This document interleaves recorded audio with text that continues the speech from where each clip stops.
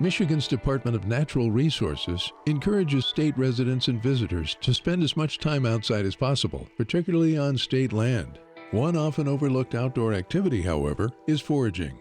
Morel mushrooms are probably the most sought-after foraged food, but many other things can be harvested from Michigan's forest. This is what we had to do originally for food in the first place, before industrial agriculture came along and all that. So I think it's just getting back to your land is really important, not only for me, but then also to teach that as well to other people. I think needs to become a more common thing.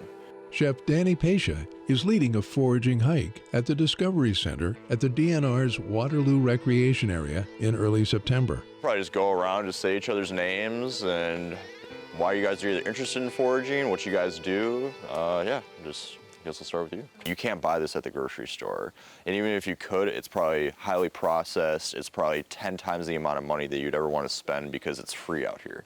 Nature gives us something that like we've just never really, a lot of people nowadays just haven't really experienced before. And I think that's kind of what has gotten me hooked personally. So I hope to teach you guys a little bit more about that today. If you've ever accidentally ran through a patch of stinging nettles, it hurts. But it is an extremely versatile edible plant. And the really only thing that you need to do to render these stingers basically useless or just not harmful to you is just boil them. This is almost like nature's wild spinach aside from lamb's quarters. And typically when I'm picking stinging nettle in the late springtime, early summertime, I'm picking the meristem, and the meristem is just the top young growth of a plant, and that's gonna be your most edible part of the plant. I mean, when you get down to like these older leaves, when you do boil them, like it will still be okay, but I sometimes find that it's still a little bit fibrous. Right down here is mullein.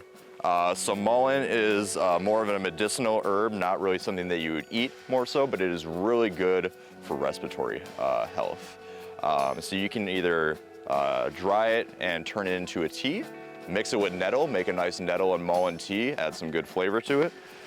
Yeah, you can smoke it as well, which I think is a little ironic, but no, and that was the main indigenous use was for respiratory health for the most part. And it does get confused sometimes with lamb's ear. I'm not sure what the true botanical difference is between the both of them. I think they're in the same family, I do believe. But yeah, I want to say this is probably on its second year. This is a pretty big plant, but yeah, once it starts like really getting some like big shoots, I've seen it grow 10 feet tall. For me as a chef, I think, and any chef really, like we're always just looking for like the next best thing. Like we're looking for something new, something creative to really just, kind of turn on our customers or our diners' palates. And when you talk about wild food that, when someone hasn't had an ingredient before, and like today we're gonna be trying autumn olives, and that tart apricot taste really blows people away.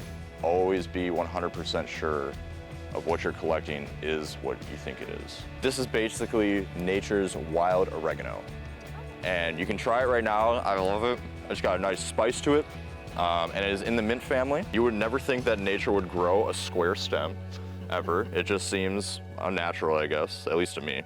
But that is a really key identifier to knowing that you have wild bergamot on top of the smell. Yep. Okay. And yeah, I'm not joking, I've not bought an oregano for 3 years because I just use this now. Anything that you would put oregano, I like to do a nice, like a roast chicken. Put that in the braise. Oh, wow. Yeah, a little spicy. Look at that. Yeah. Ideas popped up instantly. Yep. Like, seriously. 5 years ago when I was walking down a forest trail, I probably couldn't name 2 things to you. Now I'm just like, I notice everything, and it just makes you feel just so much more connected to this natural world that I think we all just need a little bit more of, and maybe just put down the phone for a few hours.